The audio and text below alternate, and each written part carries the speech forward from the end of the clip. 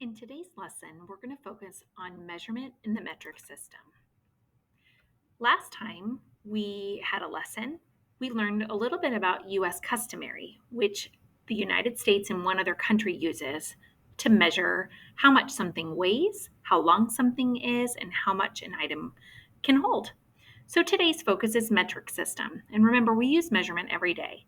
How many ounces are in a cup of food? Maybe in PE, how many miles is a 5K? And if the doctor's office gives me my height in centimeters, how can I convert it into feet and inches to make sure that I understand?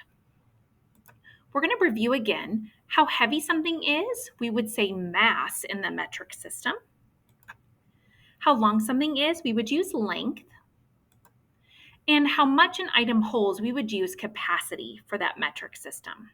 Now, you're going to notice that I have a unit up here, and I have all of these prefixes: kilo, hecto, deca, deci, centi, and milli. If you were going to measure the length of something, I would use the unit as meter. But I could add on the prefixes. So for instance, I could say centimeter, millimeter, kilometer, and that would tell me that I'm measuring something's length.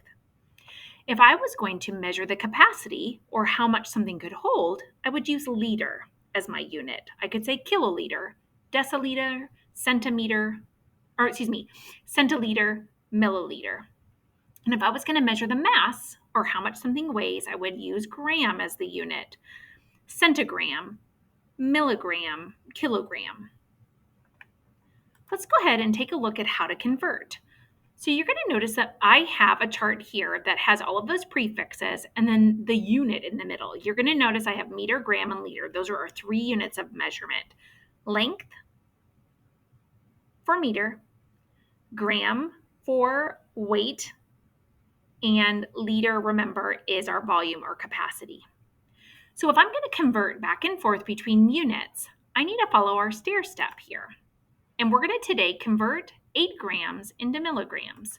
So here is my 8 grams, and I'm going to go here to milligrams. Now here, what I'm going to be doing is that when you go down the stairs to the right, you're going to move the decimal to the right as many steps you take, or multiply by 10 for each step. So if I look at this situation, and if I was going to go from 8 to here, to here, to here, that's 3 steps. So I could either take the 8 and move that little hidden decimal 3 decimal places to the right, 1, 2, 3, to get 8,000 milligrams. Or I could take 8 and I could multiply it by 1,000, because remember again, each step that we take to the right, we're multiplying by 10. Okay, just make sure you add your labels milligram. Okay, let's try another one. If I use this chart and I want to convert 3 liters to kiloliters, I'm going to put the 3 right here because this is measuring capacity, or how much something can hold. And I want to go to kilo, way up here. So it says here, as I move to the left, 1, 2, 3 steps, it says when I go up the stairs to the left, you're going to move the decimal to the left as many steps as you take, or divide by 10 in each step. So if I was going to do this, I would take that 3, and because I'm moving 1, 2, 3 to the left, I would take that little hidden decimal and I would move it 3 to the left, 1, 2, 3. And so I would get a decimal that would be 3 thousandths. It's like you take that 3 here and you divide it by 10, 1, 2, 3 times. So it's like doing 3 divided by 1,000, which is 3 groups of 10.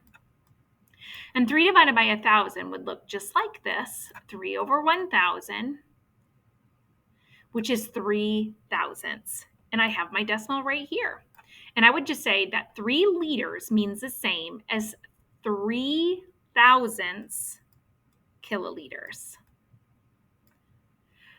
What I want you to do is pick a few numbers that you could use for your unit and convert them maybe to centa or deca or hecto, and practice moving that decimal to the left and the right. Bye.